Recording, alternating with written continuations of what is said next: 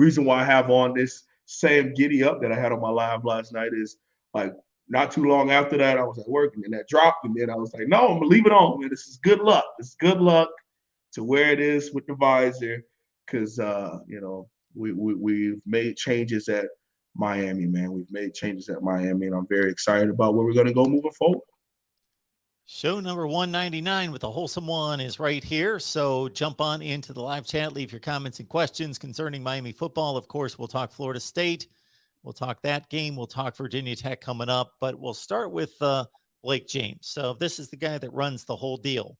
The athletic director is paramount to the success of the football program. This is a connection that cannot be dismissed or disregarded or minimized in any way. The athletic director is enormous in the success of any big time football program. And here's a guy that just, in a number of ways, and it's been reflected in other sports, as outlined by Cam Underwood in particular, that I would not be aware of otherwise. This is a guy that there are just a litany of indications. It wasn't one thing like, oh, he made a mistake, let's get rid of him. Just a continued deterioration of the athletic program at the school. Yeah, it's real bad. it was really bad, and one of the things that, man, I'm not one of those people that reside and get excited seeing someone lose their job. That's his livelihood. But what happens is if you're not willing to change and you're not good at your job, then these things happen. And I have a heart, and one day with what I want to get into, I wouldn't want somebody to be jumping for joy for me to be canned, but yeah, I'll try my hardest to make sure that I'm not putting people in a situation where they're losing their job because of me, and also because you have to be willing to change with the times and evolve. College football is a multi-billion-dollar corporation at this point. And you either want to get with the scheme or you're going to get left behind. You can't continue to tell a fan base, which all fan bases are crazed because they love that. That's fan is short for fanatic. But you can't have that lie that you want to be great and we want to fight for championships and we want to do this and do that and then put those kind of products out on the football field, because that's what this is. It is entertainment, Mark. And you cannot, when these ESPNs and ABCs and NBCs and Fox now is into it, when it's CBS or NBC, whichever one, for Notre Dame, these people are investing millions and millions of dollars into a product that is watched around the world, but more specifically in North America. It is very important to billions of people that we have a good product. And you can't continue to feel that not only in football, but in baseball and in basketball. And although we are a small private school, there's billions and billions of dollars in that area. And there's a lot of money that's being put into change at Miami. And we want to see it get right. And that's the only reason why we are rejoicing, because we want to see this change. And this, in all likelihood, is going to be the first domino to fall to get Miami in the direction of wanting to be a part of the dance. And not only to be a part of the dance, Mark, but to be Cinderella at the dance. And everyone is trying their hardest to be Miss America. Everyone's trying their hardest to be Cinderella. And right now, man, we are way so far down in the market that we're going to need a lot of change to start to climb our way up there. So I'm just happy to see that we're going in that direction. I'll liken it to head coaching changes, and we saw one in the conference this morning. Virginia Tech let go Justin Fuente. So these head coaches, or in this case, athletic directors, they're qualified people, they're competent people, they're smart people. It's not necessarily that, but you have to be on top of your game and you have to excel and continue to get better and better and better and keep up, like you say, with the changing conditions that are constant in the sports industry and specifically in football, or you're going to be left behind. That doesn't mean you're not a good person. That doesn't mean you're not a smart person capable of doing a lot of things successfully in life. And that's one of the catch-22s, because while on one side it seems as though The fans are crazy. They're overzealous. They're fanatics, as you just mentioned. It's short for Yeah. fanatic.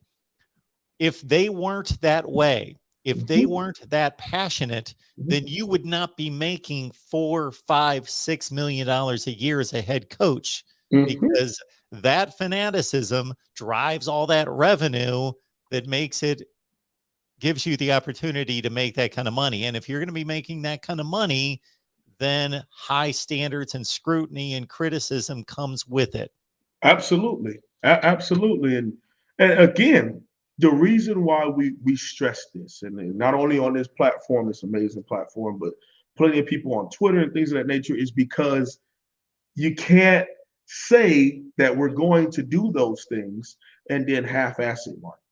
In every avenue, whether it was for the longest time, Miami would be written off as a place that a lot of college coaches wouldn't want to go because they wouldn't pay. And you're expecting someone to live in Coral Gables or at least Miami-Dade or Broward County, and you're not willing to pay them, that's a very expensive place to live. Then add in their families, add in the kids wanting to go to school, add in the wife. I mean, there is a lot of stuff that you got to get right. And in this past offseason, Miami showed that they were willing to give a little more and give a little more. But that was because this man that was in charge, um, who is no longer in charge as effective yesterday, they were not willing to open up the book and take a different step. You can't keep putting a C minus at best product and a C minus at best effort with a program like the University of Miami. Now, if you want to go to Boca at FAU, you want to go to FIU, you want to go to some of these schools that don't take it as serious, do your thing by all means. Um, and that's where we are with it. So, when we Good reviewed question. head coaching situations at various schools across the country, and we talked about candidates and who we like as a head coach and so forth, that's obviously something that's easier to pin down. At Right. least I think I'm speaking for myself, and I'm going to guess that I'm speaking for you because you're a football player, now coach in training, going through that process of Mhm. developing your career. This is your livelihood. This is your career. And again, you know football. Mhm. I know football in a different way, but I've worked in the industry and so forth and so on. So anyway, the head coaching results and the job Mhm. performance is right there on the field to evaluate. Mhm. And so you take the performance of the team, then you weigh in, okay, the advantages and disadvantages of that particular school. And we all have our opinions on who the better coaches are across the nation and who we would like to have coach our team. Athletic director, it's a lot more difficult of an assessment to make. It's not like most of us can recite 50 athletic directors like we can recite, 100 football coaches across the country. They're Right. just not as well known. They're not in the spotlight, even though they have a higher position of power. But that said, we're seeing Alonzo Highsmith. He's been talked about for weeks here, and I'm sure on your show. Rob Chudzinski was mentioned in the comment section as well. So, do you have any thoughts considering, who you would like to see on board? Well, right now it is being noted that Alonzo Highsmith is going to be a part of our athletic department, meaning there's a conversation of having him as either head of football operations or something like that. They want to bring an NFL approach to the University of Miami. Now, some may laugh at that, and that's okay. We've been innovators. I mean, look at the turnover chain, the turnover prop. We've been innovators with a lot of things in college football. Modern offense also started with the one back at Miami years ago. So there's conversation about that being had. Now, the two people, as far as names being attached for a true athletic director, meaning over all sports, has been Gino Torretta, former Miami Hurricanes quarterback. Now, the reason why is because Gino Torretta has been, since his days of playing ball, has gotten into real estate, has gotten into a lot of the financial things locally in South Florida, Pennsylvania, Texas. He has a big name as far as the finance kind of side of things. So he checks that off because everyone talks about, well, the reason why Miami kept Blake James for so long is that he was able to make sure he brought in so much money through fundraising and things of that nature. When, okay, sure, if that's what you're looking for, I understand why that makes sense. But just make him fundraising head. Don't make him an athletic director. That's not what his job is to do. His job is to build good athletics across Miami, and not just good, but the fact that you have a track and field program that for a very long time, Mark, barely had any full ride opportunities. That's no, no. You have a baseball program that should be top five in the country with no questions asked. Okay, soccer, both men's and women's, just based geographically on where we are, is the amount of South American people and historically have moved there. The Caribbean folks of the Cuban descent, of the Dominican Republic descent, of Jamaican and Haiti and the Bahamas. These are what they grew up doing, is playing football. FUTBOL. Okay, that's what they do. That doesn't make any sense.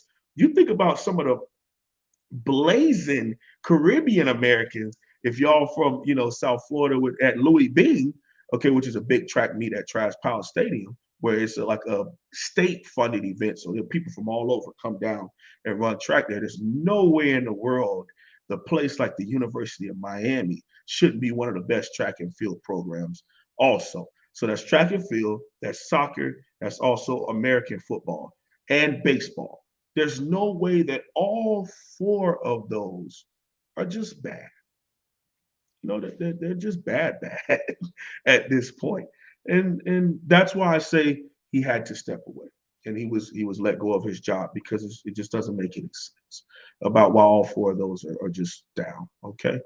Now, as far as, you also have Rob Chasinski, who has his name in the hat for athletic director also. But the person who, on all accounts, is going to be over the football program, whether it's whatever title they come up with, head of football operations, athletic director of football, whatever they want to come with, that is more than likely going to be Alonzo Highsmith. And that signing, look for that to be done within the next week. So next time I'm on here with you, that'll probably be finalized. I don't have any, things happen, things change. I don't know 1,000% that this is going to happen, but from what all the talks are happening is that within the next week or so, this is going to be made official as far as what Alonzo Highsmith's official title will be. The reason why I even bring that up, Mark, is there's been pictures, evidence of this man being at the last 4 Miami Hurricanes home games.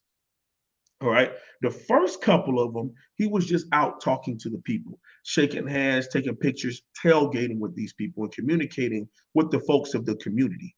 And that's where it starts from, because they're having these real conversations. Mark, what do you want to see from us? What are we not doing for you?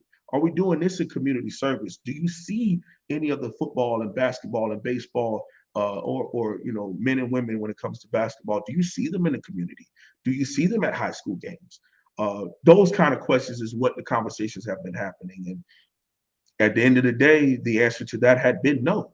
There has been a disconnect from the University of Miami and the local community. And he took that personally. That's one of the things that he spoke about and as being something he wants to change, from just connecting the community with the university. Okay. And then you look at the last 2 home games, he's been on the sideline at the University of Miami. Mark, not only standing on the sideline, but you see him sitting on the bench and talking to players. You see him sitting on the bench and having conversation with an injured Bubba Bolden and a De'Aaron King. So you're seeing this man really put himself in the spotlight and have great conversation with our players and really building a relationship with our players in our community. And that, Mark, above all things, to me, is where it all starts. Wins and losses are results. I've always been relationship based because you're able to go out there and fight for people that you trust and people that you love, man. That's what it is.